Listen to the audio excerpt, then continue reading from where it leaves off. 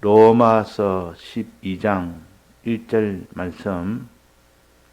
그러므로 형제들아, 내가 하나님의 모든 자비하심으로 너희를 권하노니 너희 몸을 하나님이 기뻐하시는 거룩한 산 제사로 드리라. 이는 너희의 드릴 영적 예배니라. 너희는 이 세대를 본받지 말고 오직 마음을 새롭게 함으로 변화를 받아 하나님의 선하시고 기뻐하시고 온전하신 뜻이 무엇인지 분별하도록 하라. 네.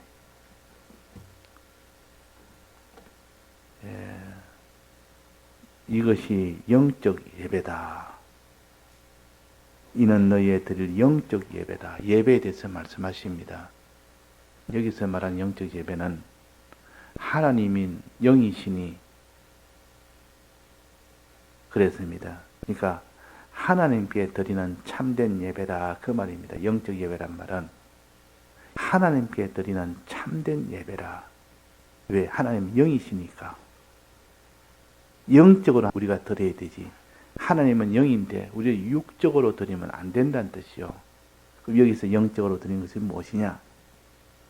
이게 첫째는 산 제사로 드리는 겁니다.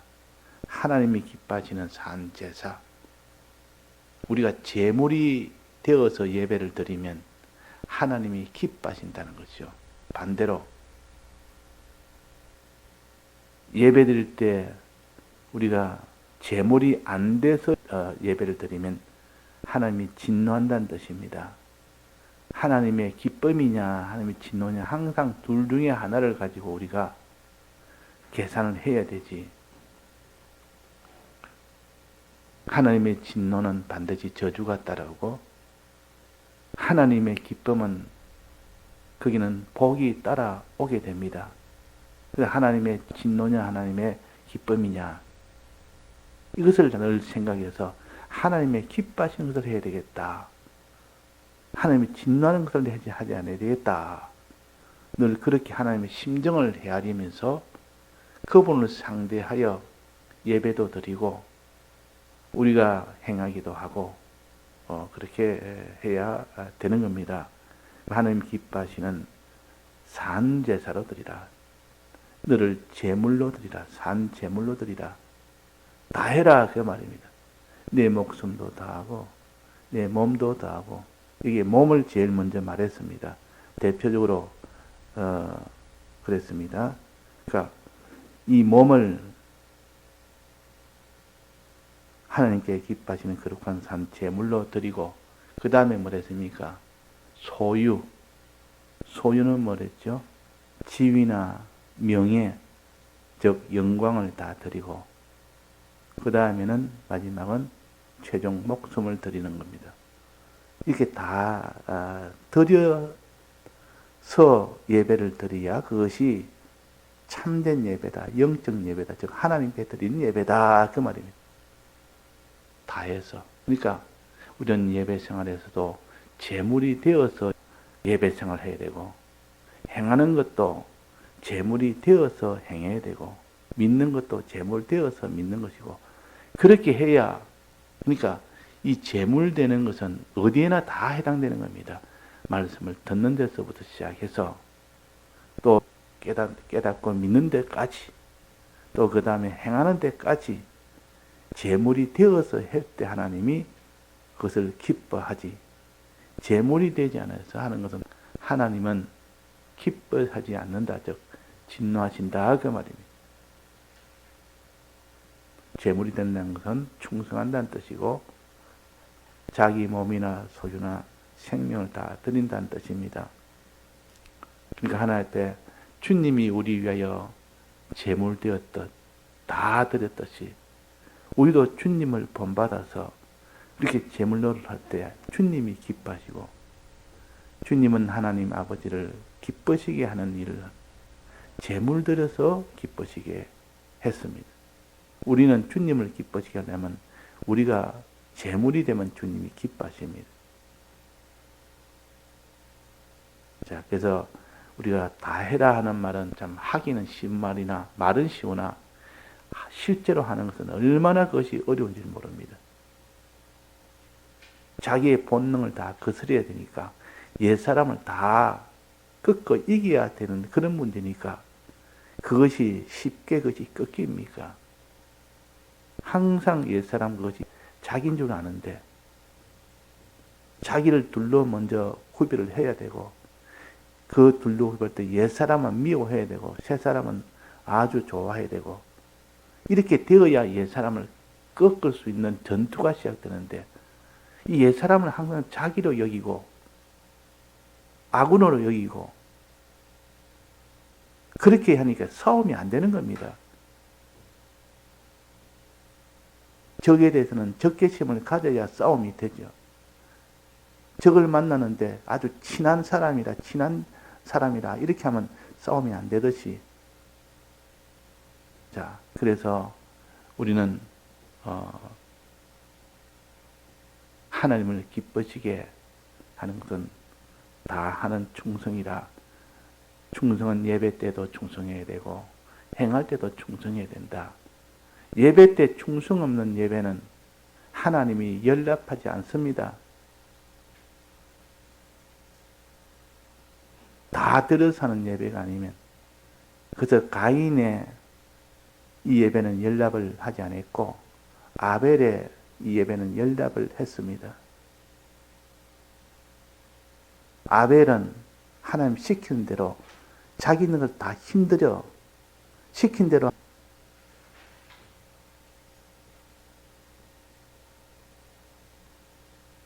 양을 치야 가장 좋은 양으로 제사를 드릴 수 있는데 농사를 지어 놓으니까 양으로 드릴 수도 있지만 제일 좋은 것으로 드리지를 못하는 겁니다. 양 치는 것이 주업이 아니고 농사 짓는 것이 주업이기 때문에 농사를 지어서 거기서 난 수입을 양으로 바꿔야 됩니다.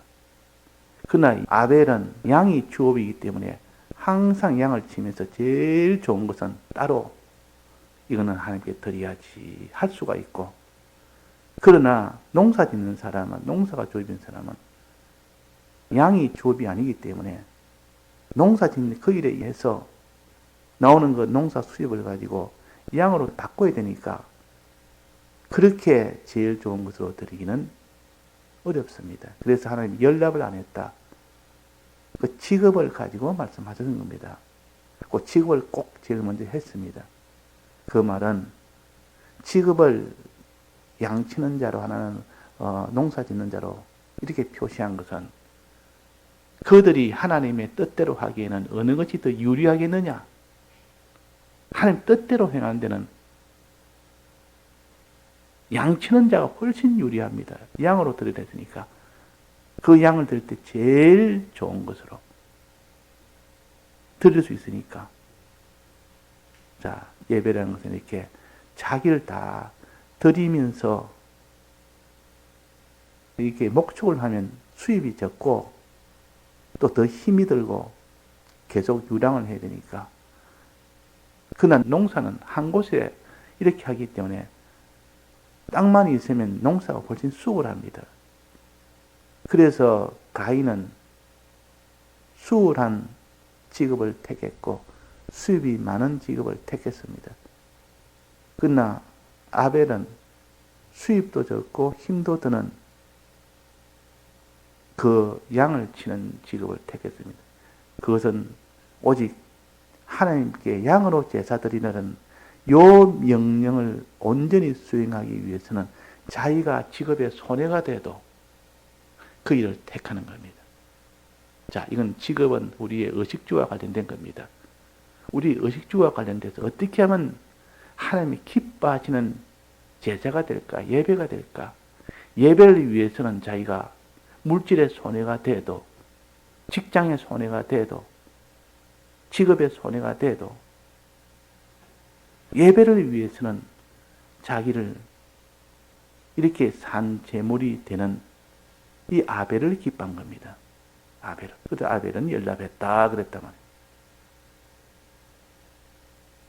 그래서 우리가 집을 정하거나 직장을 정하거나 할 때도 예배에 어떻게 유리하냐 항상 이것을 생각해서 그 직장은 주일을 지키지 않는 직장이라 주일에도 일해야 되는 직장이라 이러면 수입이 많기 때문에 그 한 번 뭐 주일 모르기도 이렇게 수입 많은 데니까 이건 꼭 해야 되겠다 이렇게 하는 사람이 있고 아니라 아무리 수입 많아도 주일을 자유하지 못한다면 그는 내 직장이 아니라 이 아벨이요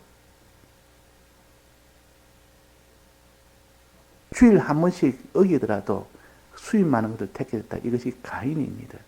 어느 것을 하나님이 연락하겠습니까? 자, 그래서 우리는 다 해서 예배 생활을 해야 된다는 것을 가르쳐서 여기에 너희 몸을 산 제물로 드리라. 이것은 너희의 드릴 영적 예배니라. 하나님께 드릴 수 있는 아주 참된 예배가 된다. 그랬습니다. 그 예배도 다 드리는 산 제물이 되어야 되고 또 행하는 것도 산 제물이 되어야 되지. 행하는 것은 산 제물이 되어야 된다 하면서도 예배는 산 제물로 드리는 예배가 아니라면 하나님은 연락하지 않습니다. 은혜를 주지 않습니다. 거기에는 믿음이 화합이 안 되는 겁니다.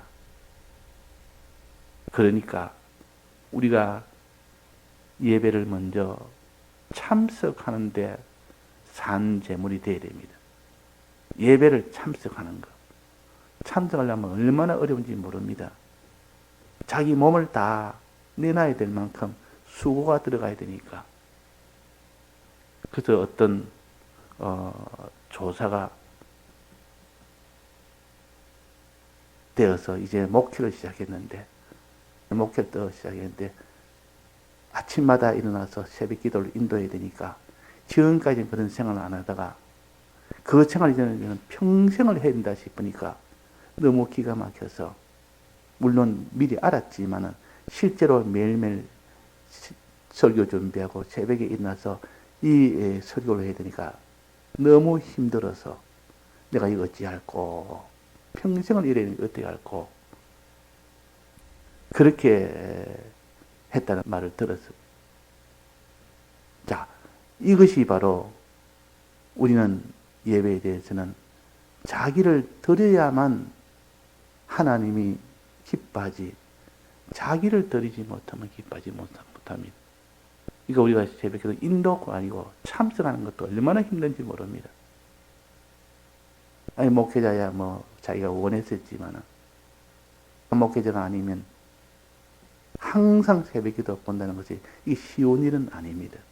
하나님의 특별 은혜가 있어야 됩니다. 예배에 대한 이런 충성의 사람이 안 되면 안 됩니다.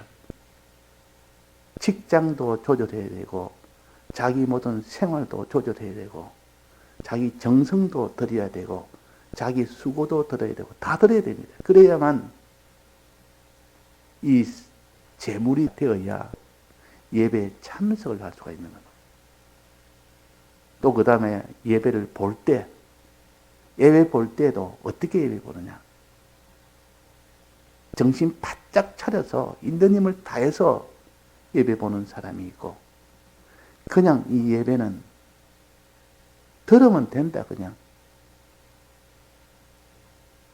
이렇게 듣든 저렇게 듣든 그냥 시간이 지나면 다 예배를 다 본 거다 이렇게 생각해서 예배 보는 사람이 있고 예배 들을 때 제물이 되어서 예배를 드려야 됩니다. 정성껏 삼가 예배를 드려야 되고 다해서 예배를 드려야 됩니다. 이것이 산제물이 되어서 예배 드리는 것이고 또 그 다음에는 예배 드리고 난 뒤에 책임질 할 때 이 책임질도 들은 말씀을 다시 한번 책임질하는데 그만한 제물이 되어서 책임질을 해야 하나님이 기뻐하신다 그 말. 여기서 너희 몸을 하나님이 기뻐하시는 거룩한 산 제물로 드리라 제사로 드리라 이런 말은 예배 드리는 참석도 그래야 되고 예배 드릴 때도 그래야 되고 드리고 난 뒤에 책임질 할 때도 그래야 된다 하는 예배에 대한 이 세 단계를 다 그렇게 해야 된다는 것을 말씀하시고 또 그 다음에 예배 드릴 때는 무엇이 나타나기까지 예배를 드려야 되냐? 무엇이 되기까지? 자, 무엇이 되기까지 예배를 드려야 된다 했습니까?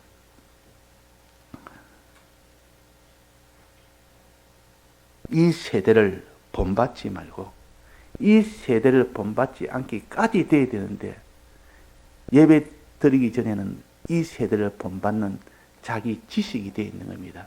내 지식이 이 세상 지식을 자기 지식으로 받아 있는 그런 상태이기 때문에 내 지식이 세상 지식을 본받지 않는 데까지 이르도록 그렇게 예배가 되어야 참 예배가 됩니다. 그래서 진정으로 예배 드리란 말은 진리를 가지고 예배를 드리라 그 말이에요. 진리가 자기 속에 오기까지 예배를 드려야 되지. 진리가 오지 않는데 그것은 예배를 아무리 드려도 인간 지식, 세상 지식만 가득 찬 그 사람이 되어 있다면 그 예배를 드리는 것이 아니라 그 말이에요. 그럼 여기에 이 세대를 본받지 말아라 이 말은 이 세상 지식이 안팎으로 지금 역사를 합니다. 바깥에서는 마귀가 붙들고 지금 직접 붙들고 역사를 하고 우리 안에서는 이 마귀가 뿌려놓은 이 인간 지식, 자기 주관, 굳어진 자기 주관 이것은 바깥에서 들어온 지식이 내 속에 정착하여 굳어진 겁니다. 이걸 주관이라 그럽니다. 바깥에 있는 것이 들어와서 다지고 밟히고 나니까 그것이 자기 지식이 된 겁니다. 얼마나 그것이 단단한지 그것을 길바닥과 같다 그랬습니다. 그런 지식이 우리 속에 있다 그 말이에요. 사람이 이 땅에 영생의 복보다는 이 땅의 복이 참 복이다라고 여기는 자기 속에 자기도 모르게 그런 지식이 있기 때문에 이 땅의 복을 받으면 기쁘고 영생의 복은 하나도 애착이 안 가고 그런 사람이 되어 있다면 그는 자기 속에 이런 길바닥 같은 세상 지식이 자기 지식으로 되어 있는 겁니다. 그리고 또 그 지식을 이 세상 지식 되어 있는 그 사람은 필연적으로 세상 지식대로 살 수밖에 없습니다. 그래서 예배라는 것은 바깥에서 오는 이 지식이 자기를 점령하지 못하도록 내 안에 있는 세상 지식이 나를 점령하지 못하도록 하는 것이 예배입니다. 이 세대를 본받지 말게 하는 예배라 그 말입니다. 이러면 우리는 세상 지식을 보고 저것은 다 거짓말이다. 나를 속이는 길이다. 속이는 것이다. 저거는 결과는 망하는 것이다. 수없이 자기가 이 세상 지식을 보고 그렇게 해야 되고 또 내 속에 있는 자기 이 주관을 보고 그렇게 외치는 자기가 되어야 되고 또 하나는 하나님 말씀만이 진리다. 하나님의 말씀이 참된 것이다. 저는 속이는 것이 아니라 말씀 외에는 참된 것이 없다.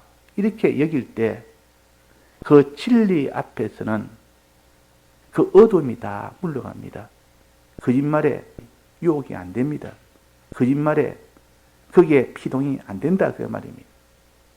그러니까 이 세대를 본받지 말라는 말은 이 세상 지식은 거짓말을 않고 속이는 것이라는 것을 자기가 알아야 되고 진리만이 참된 것인 줄 알고 말씀을 듣는 겁니다. 그것을 가르쳐서 여기 이 세대를 본받지 말고 그 말입니다. 이 세상 사람들은 세상 지식을 본받아 살지 않습니까? 그것을 기준으로 살지 않습니까? 본받나면 기준으로 산다 그 말이에요. 세상 사람들은 먼저 세상 지식을 가진 사람이 그렇게 사는 것을 본을 받아서 나도 저렇게 살겠다. 합니다. 그러나 우리는 천나가 다 그렇게 살아도 나는 저렇게 살지 않겠다. 저 거짓말에 속지 않겠다. 해야 되지. 노아는 모든 사람이 다 그렇게 하나님의 말씀을 업신여겨도 그 홍수 심판에 대한 하나님의 말씀을 나는 믿겠다. 그러니까 진리를 붙드는 이것이 바로 이 세대를 본받지 말아라 하는 거기에 다 해당되는 말씀이에요. 자, 그래서 이 세상에 세상 지식에 삼키지 않도록 하기까지 너는 예배를 봐야 된다. 다해서 예배를 봐야 된다. 그 말이에요. 그 다음에 두 번째는 뭡니까? 그 다음에는 이 세대를 본받지 말고 오직 마음을 새롭게 함으로 변화를 받아. 마음의 변화가 있어야 참 예배가 되는 겁니다. 마음의 변화가 없으면 예배가 안 된다. 어떤 변화? 예배를 보고 나면 마음에 어떤 변화가 있어야 됩니까? 깨달음이라는 변화가 있어야 됩니다. 예배 보기 전에는 그런 게 없는데 예배 보고 나니까 말씀에 대한 깨달음이 나오고 그 다음에 이어서 믿어지는 역사가 일어납니다. 이것이 있기까지 되어져야 예배가 되지. 만약 예배를 봤는데도 깨달음이 없습니다. 믿어지지는 않습니다. 그러면 그 예배는 아직도 온전한 예배가 아니다. 참된 예배가 아니다. 하나님께 드리는 영적 예배가 아니라 하는 겁니다. 이것이 영적 예배니라 하는데. 그러니까 예배를 드리고 난 뒤에 말씀을 듣고 난 뒤에 내 속에 깨달아지는 깨달음이 있기까지 예배를 드려야 되고 믿어지기까지 예배를 드려야 그 사람이 구원이 되지 않습니까? 근데 예배를 드리고 나는데 깨달음이 안 생기는 겁니다. 그러니까 믿어지지 않는 겁니다. 믿음이 화합이 안 돼서 이스라엘 백성이 광야에서 다 죽었다 했습니다. 다수가 다 죽었다 했습니다.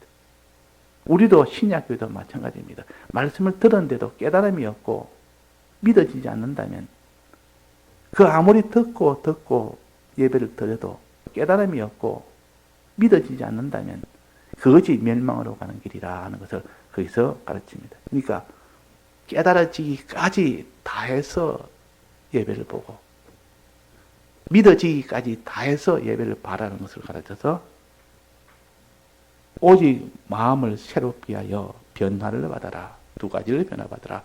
깨달아지도록 믿어지도록 두 가지를 변화를 받아야 되지. 자, 깨닫고 믿는 것은 마음의 역사입니까? 마음의 변화되는 역사입니까? 그래서 오늘은 우리가 예배 드릴 때는 항상 이 세상 지식이 거짓말이라고 깨달아지기까지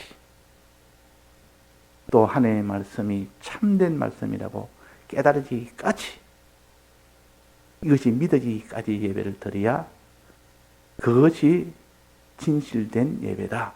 참된 예배다. 하나님께 드린 예배다. 그 말이에요. 예, 다 같이 통성으로 기도하시다가 자유하시겠습니다.